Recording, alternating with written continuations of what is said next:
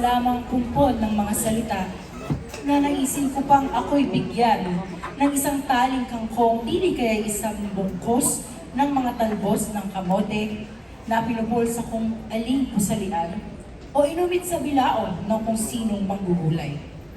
Pagkat ako'y nagugutom at ang bitukay walang ilong, walang mata. Malaon ang pinamanhid ng lalita ang panlasa, kaya huwag, mga pinagpipintagang makata ng bayan ko, huwag niyo akong alokin ng mga taludtod, kung ang tula ay isa lamang pungpon ng mga salita. Pagkat ang tula, sining at kultura ay nakakatulong para magkabuklod-buklod ang mamamayan. Ang ating paksa, kultura at lipunan, pinag-isang kultura o pinagbuklod na kultura. Ang inklusyon ng pangalan ng ating tagapagsalita sa Encyclopedia of Philippine Arts ng Cultural Center of the Philippines ay testamento ng 25 pag-ugit sa daigdig ng teatro sa lalawigan ng Quezon bilang manunulat at direktor. Dinggin ang pagbabahagi ng ating panauhing tagapagsalita, si Dr. Marco Antonio Roda.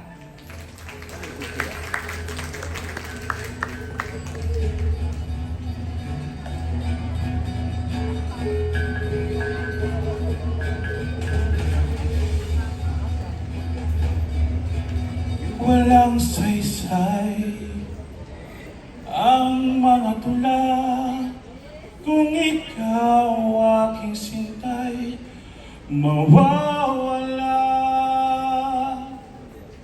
Walang humpay ang mga awiting kay pait sa tuwing hinahanap ka sa dilim ng langit.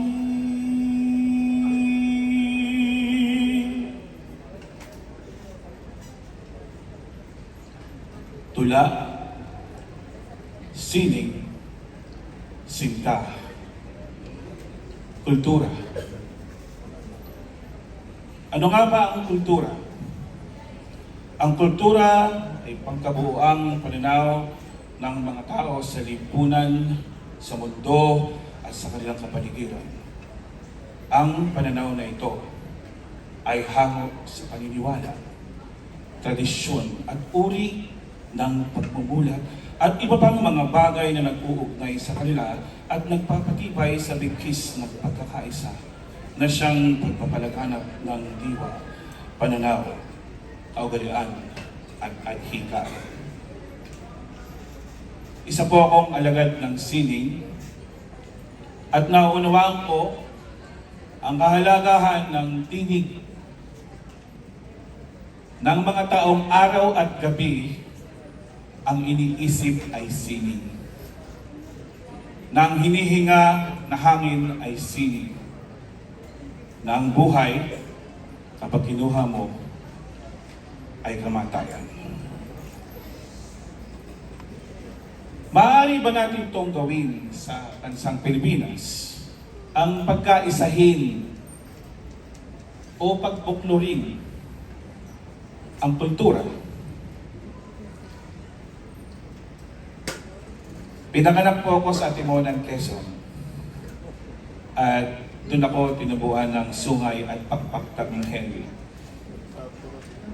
Halimbawa, dapat ba natin na gawing isang uri ng longganisa, ang longganisang Lukban, at longganisang General ng General Luna? Ano kaya ang magiging lasa? Papayag kaya ang mga nagmamahal sa Loming, Batangas, nakaparehas lang nito ang lasa ng sinabawang chami sa Lucena? Ang lambanog sa sapa ng Mauban at lambanog sa Tayabas ay mainam na ilagay na lamang sa isang sisidlan upang may tagay ng mga nagkakasiyahan. May pasubali rito ang mga manginginom. Kung pinaghahalo-halo ang alak, naiibang tama, nababaliw ang diwa.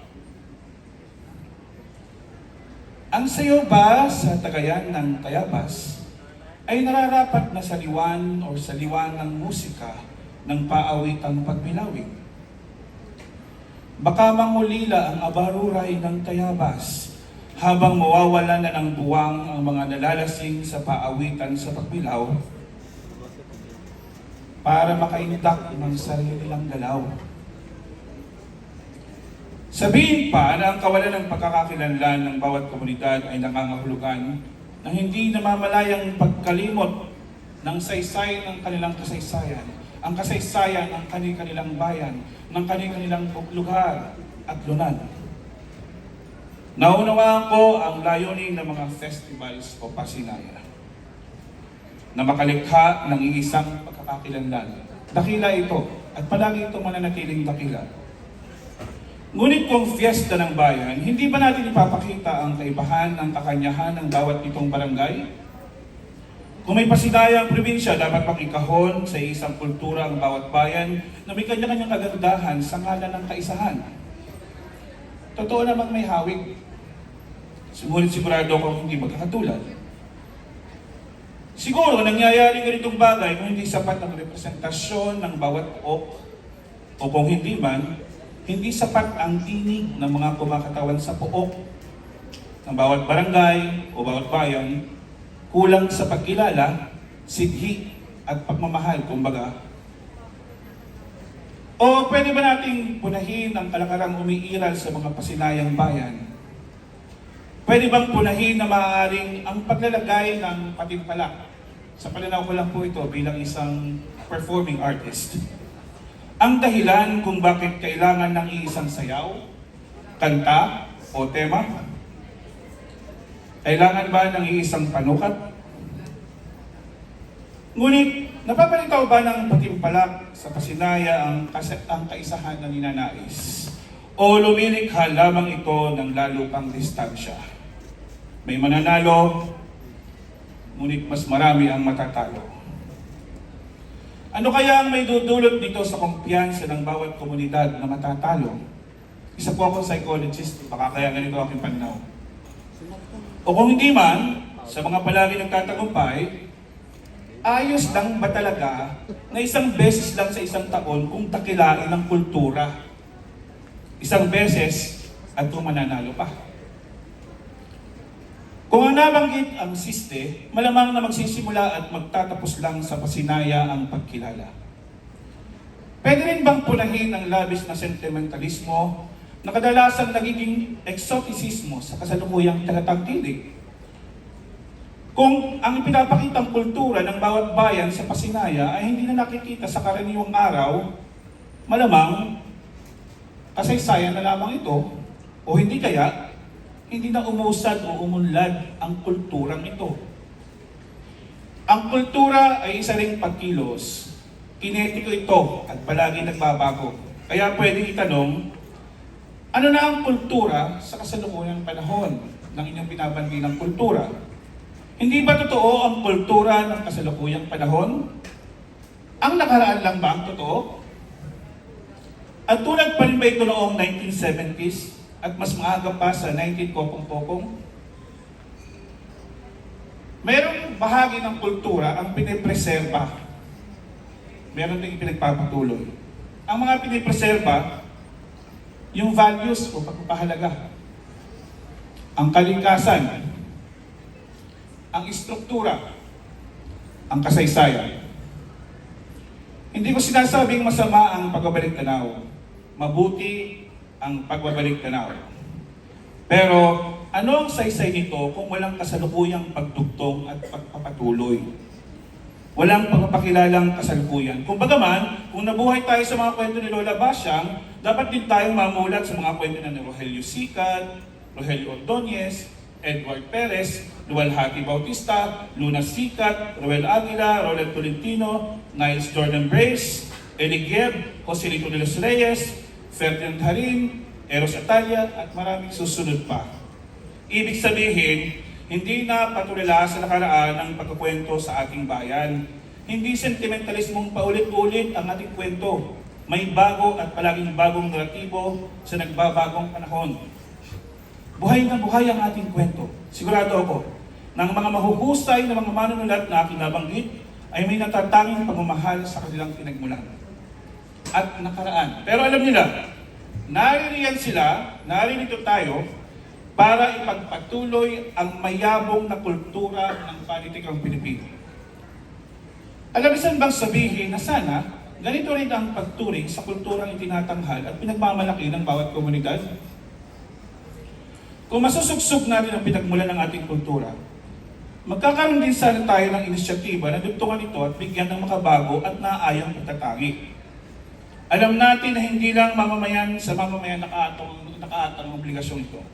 Kaya may gobyerno, kaya higit sa lahat, nandiyan ang NCCA. Anumang kultura ay angkop sa lugar kung saan ito ay nabuo. Ang puok ang mundo ng kultura. Samantalang ang kultura ang diwa ng isang puok. Samantala, halaw sa filosofiya ng time and space, nakaangkla rin kung ganon sa pag-ugit ng panahon ang kaangkopan ng kultura.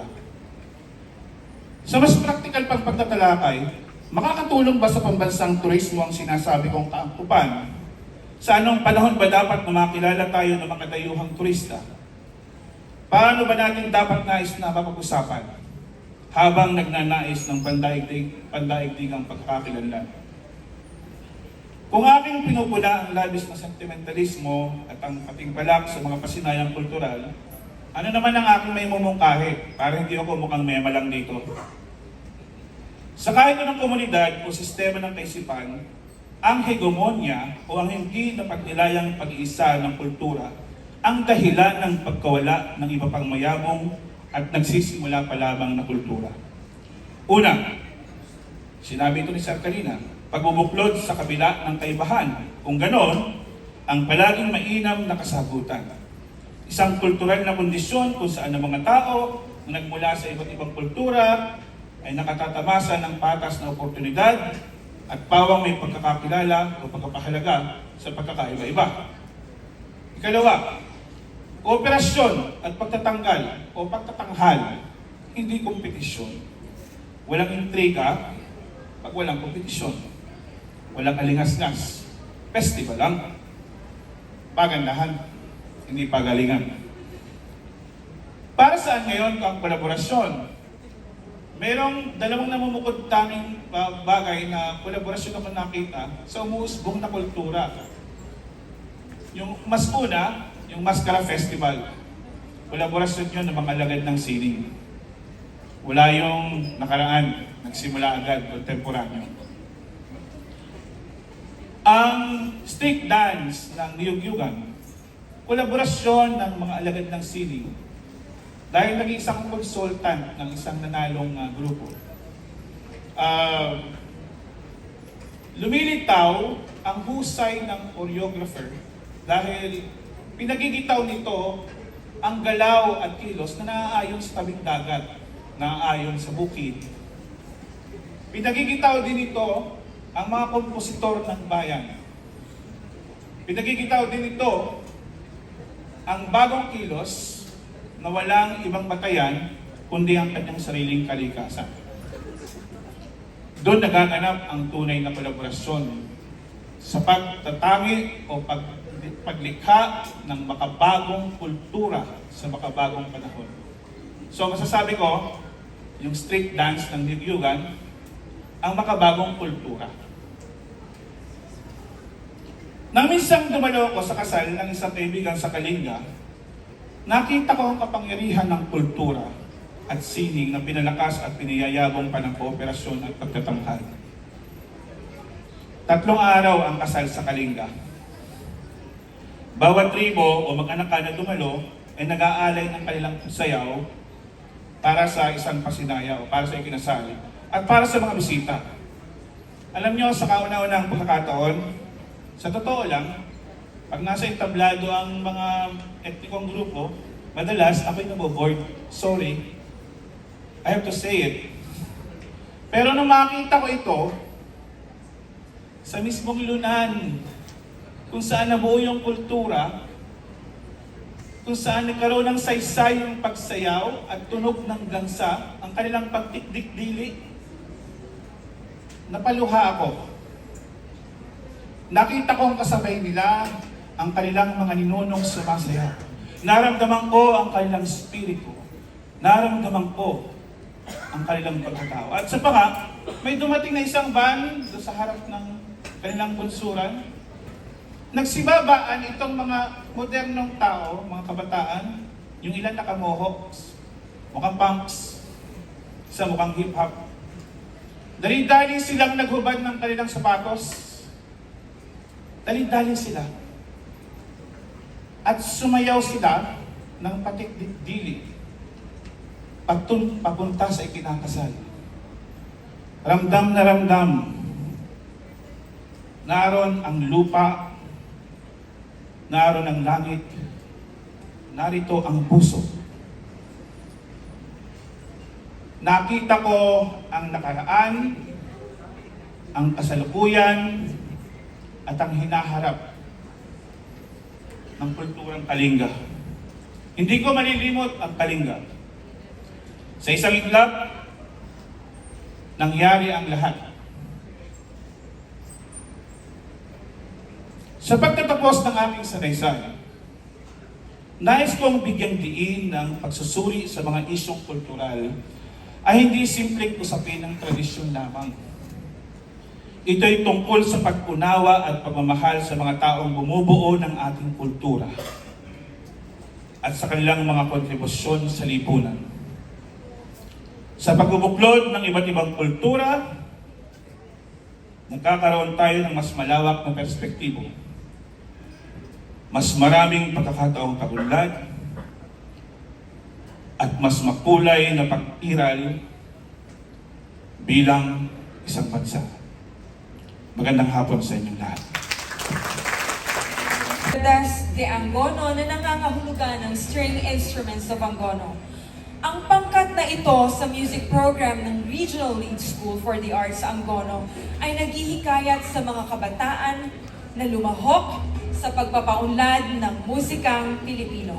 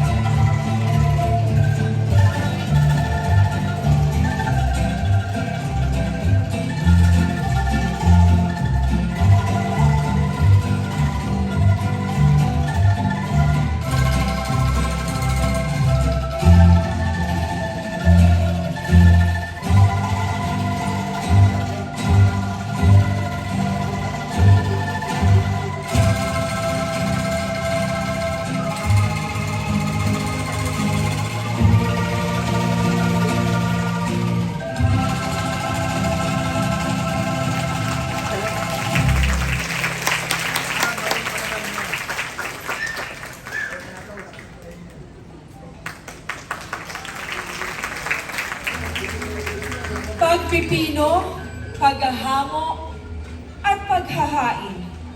Lalagyan pa ng mani. Ito ang huling bahagi ng proseso sa paglulupak bago ito isubo sa bibig, nguyain, at lunukin.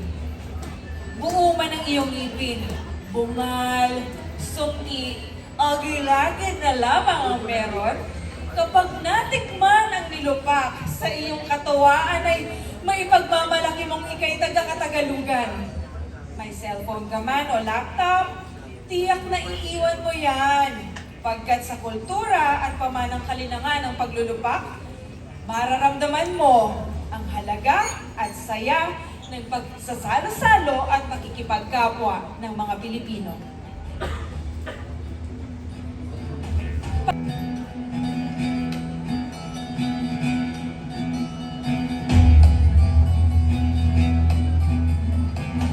Nais namin igawad, on behalf of NCCA, nais namin igawad ng certificate sa ating implementing partners mula sa Artists Incorporated, sa DILG at DOT. Andito po ang kanilang representative, si Mr. Edward Perez, Mr. Joel P. Gauna, and Ms. Gina Dolot. Pinaaniyahan po namin kayo sa stage.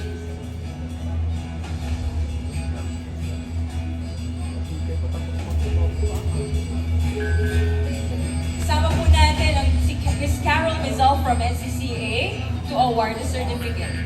Muli po tinatawagan namin ang representatives ng DILG at ng Department of Tourism para igawad po ang mga sertipiko. Maaari ba nating basahin kung ano ang nilalaman ng certificate?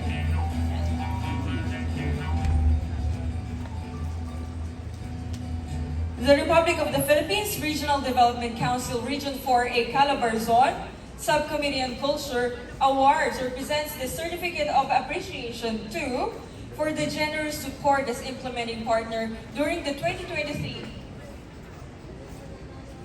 Third Calabarzon Culture Summit held on October 11, 2023 at Batangas Provincial Capital. Given this 11th day of October 2023 at Batangas Provincial Capital, signed Mr. Eduardo P. Perez, Executive Director, Artist Inc. and Co-Chair of the Calabarzon Subcommission on Culture, Director Oscar G. Casaysay, Executive Director, NCCA, and Director Agnes M. Espinos Tolentino, Regional Director, NEDA 4A.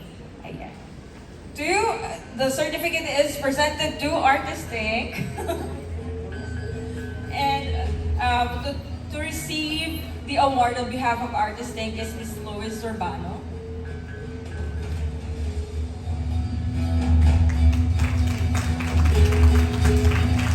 Philippine Information Agency 4A.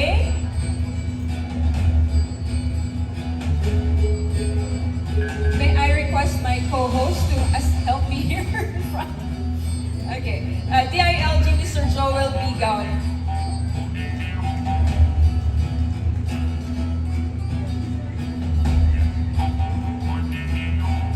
And Ms. Gina Dolot from Department of Tourism.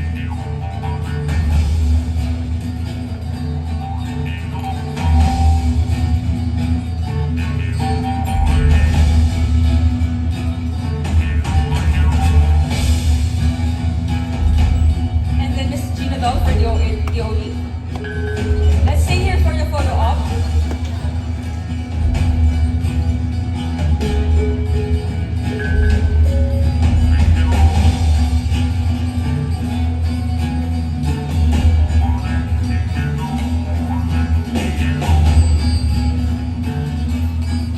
Maraming salamat po sa uulitin. Nais din po namin igawa ng certificate kay Undersecretary Carlos O. Abad Santos from the Regional Development Group. Sir Edward and Ma'am Carol, huwag niyo po akong iwan dito, hindi ko tayo matapos.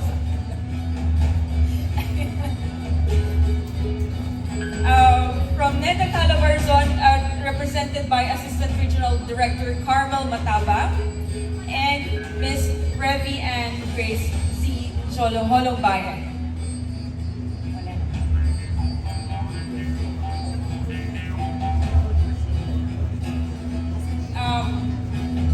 Dr. Marco Antonio Rodas, Mr. Nemesio R. Miranda Jr., and Dr. Levita Amor Duhay Luzon ang ating pong mga resource persons ngayong araw na ito.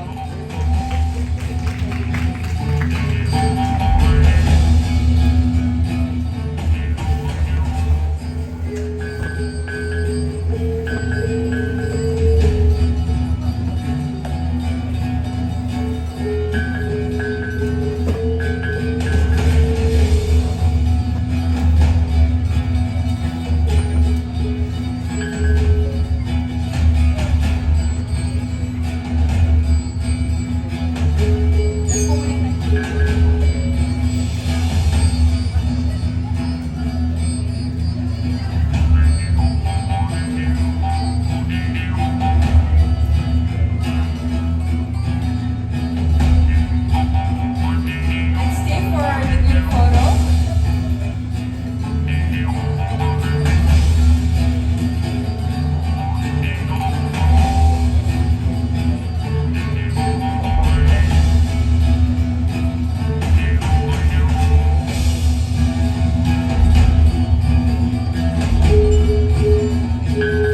Maraming salamat po sa ating resource persons for sharing their thoughts. Mula naman po sa Cavite Province, nais nating i-award ang ating Certificate of Appreciation kina BM Idol Paul Belamide and sa Saint Mary Magdalene Band 98. Ang representative po ay ang conductor ng banda. So, kung sino po man nandito, please come up on stage to receive the award. Ang Cavite rin po, ang Cavite Province din po ay isa sa ating implementing partners ng 3rd Calabarzon Culture Summit.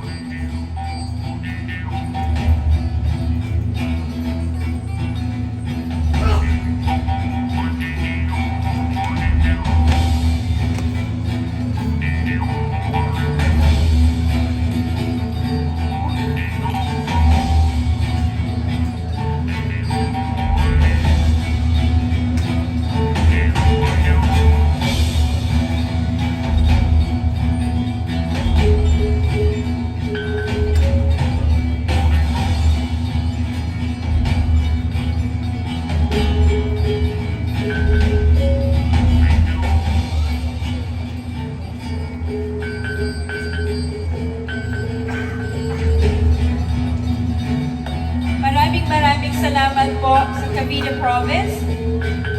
Ngayon naman po mula sa Laguna Province, handa na po tayo. From Piticao, Sir Peter Jenol V. Oco and Binyan Metropolitan Chorus, representative po ng Binyan Metropolitan Chorus.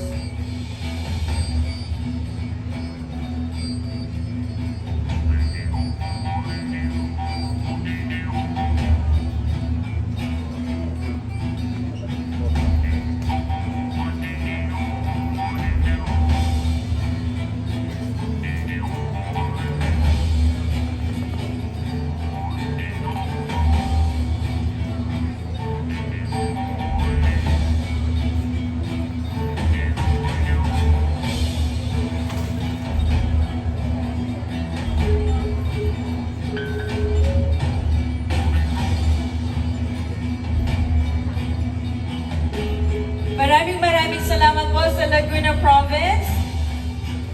Mula naman po sa Batangas Province, ang ating co-presenter at ang Batangas Piticao co-presenter din po, Provincial Administrator Willie Rosales, Piticao Mads Hagos,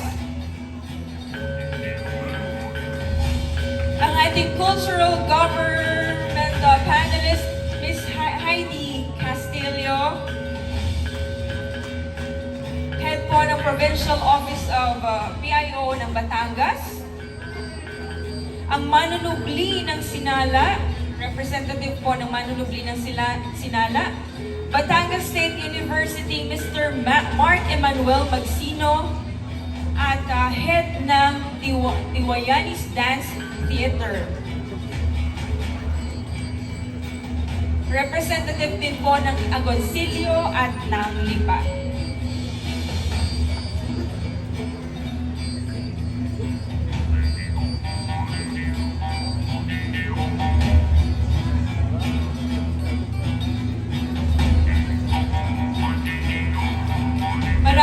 maraming salamat po sa province of Batangas.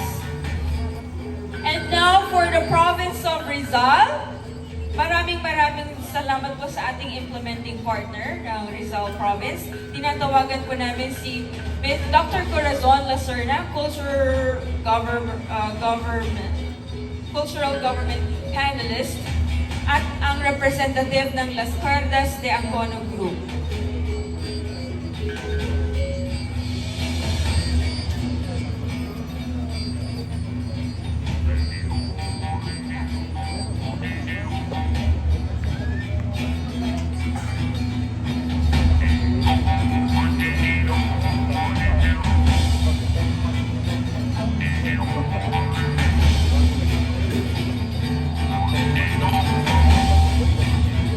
Quezon Province, represented by Mr. Nestor Luis Almagro.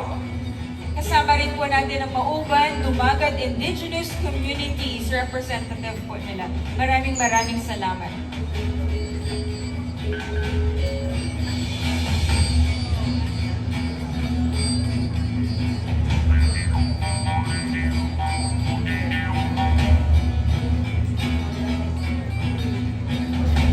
Hintayin po natin si Ma'am Annie to receive the award on behalf of the Mauban Dumagat Indigenous Community.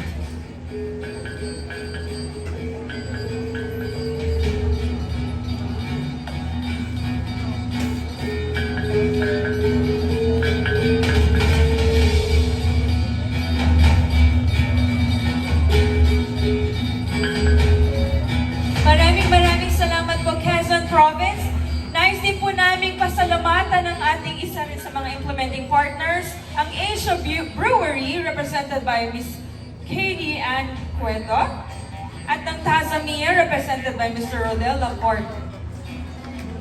Andito po ba sila? So anyone from Asia Brewery in Tazamia, maraming salamat po sa drinks at sa free-flowing coffee sa ating lobby. Lahat, maraming pong salamat sa paglahok sa ating palatuntunan programa ngayong araw nito. Kung mapapansin nyo, isa itong komperensya. Pero gaya ng o kaiba sa karaniwang konferensya, sinadya namin naiiba talaga. Kadalasan, pag may konferensya, tagapagsalita, ikalawa, tapos intermission ng sining at kultura. Tagapagsalita,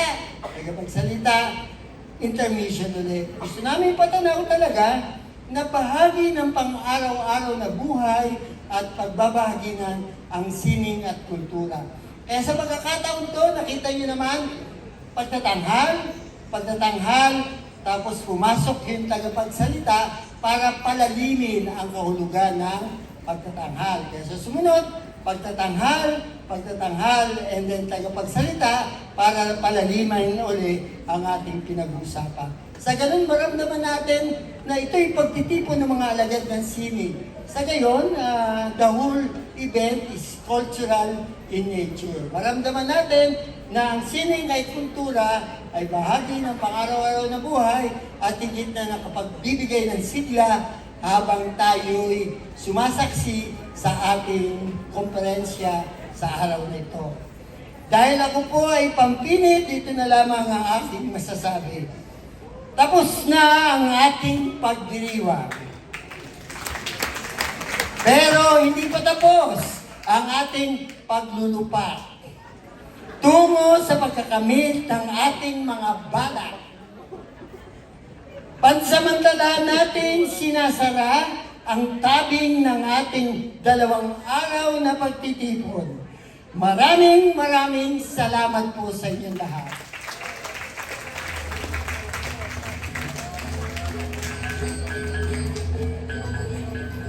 O aming saranggola, lumipad ka patungo sa pangarap ng aming panata, sa panatang iniukit sa araw na ito. Ilipad mo kami sa mas maalwan at kaaya-ayang pamumuhay, ang aming maginhawang kinabukasan. Sama-sama nating ipahayag ang ating panata sa pangunguna ng manunubli ng Sinala.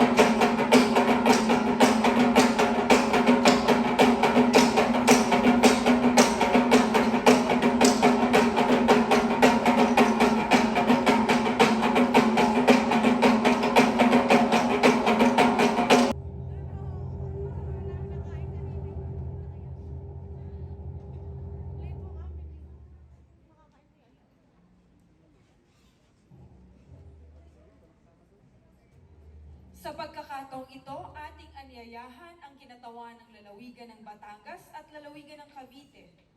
Ating iaabot ang sagisag na pambayo ng nilupak sa lalawigan na mangunguna sa pagpapatupad ng 4th Calabarzon Culture Summit, ang lalawigan ng Cavite. Tinatawagan po namin si Ms. Haida M. Castillo, OIC of Piticao, at ang Acting Vice Governor, Ms. Maria Claudette Ambida.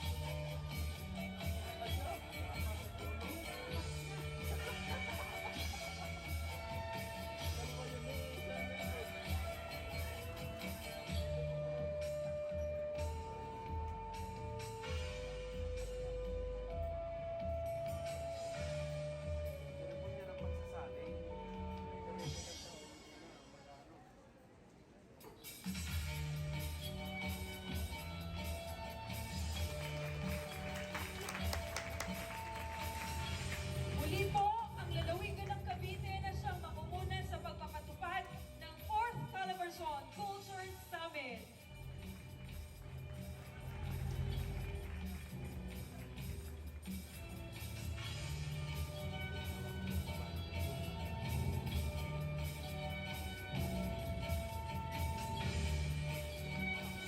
Ngayon naman po ay ating tikman ang nilupak na inihanda ng Batangas Piticao.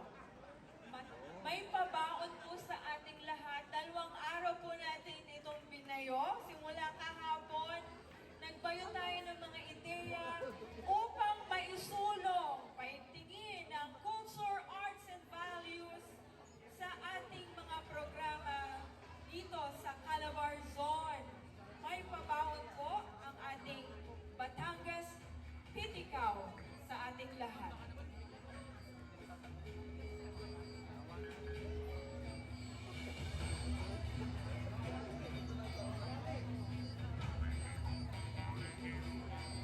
Siyempre, kailangan pong ang una nating pabaunan ng nilupak ay ang ating susunod na host ng 4th Calabarzon Culture Summit, ang lalawigan ng Cavite.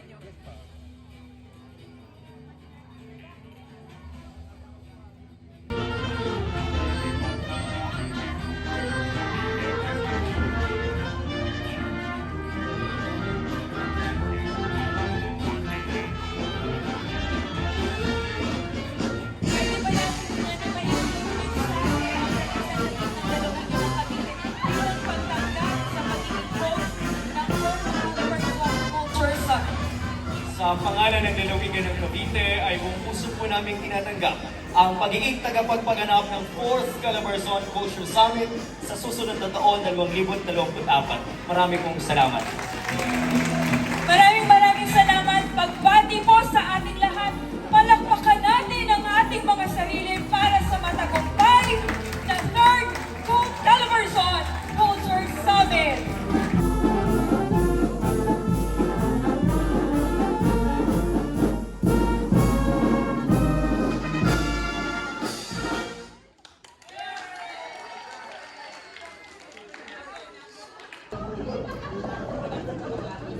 Thank you.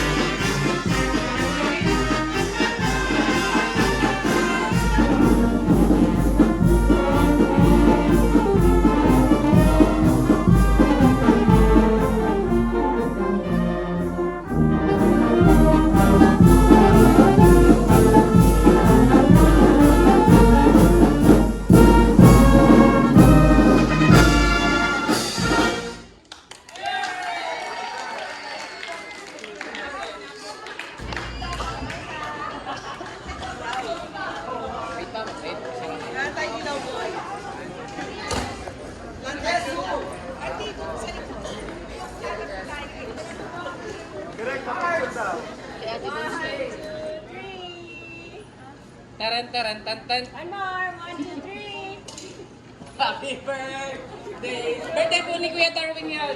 Happy birthday to you. Happy birthday. Isa pa ba? Isa pa ba? Drum roll. Pwede bang, ano ba? Ano?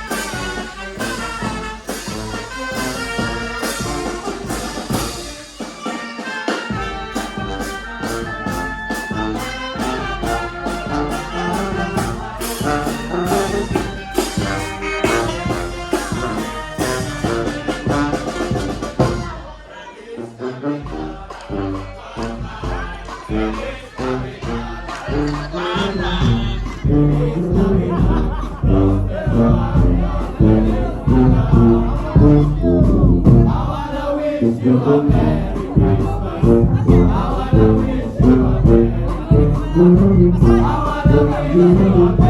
wanna